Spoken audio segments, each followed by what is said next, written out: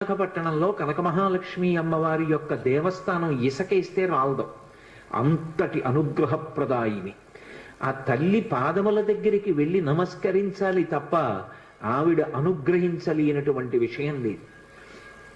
ఈ మధ్య కాకినాడలో నాకు అత్యంత ప్రాణ సమానమైనటువంటి మిత్రుడు, అతన్ని గుండె ఆపరేషన్ చేయడానికి థియేటర్లోకి తీసుకెళ్లారు అని చెప్పి డాక్టర్ గారు నాకు నా ఫోన్కి మెసేజ్ పెడితే, ఆయన్ని రక్షించుకోవడం నా చేతిలో ఉంటుందా?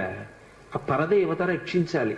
పసుపు నీళ్లతో కనకమహాలక్ష్మి అమ్మవారికి అభిషేకం చేశా సమయంలో. తిరిగి వచ్చాను, శుభవార్త విన్నాను. ఆ తల్లి గొప్ప అనుగ్రహప్రదాయిని. ఆ తల్లి ఏమివ్వలేదు, ఏదైనా ఇస్తుంది.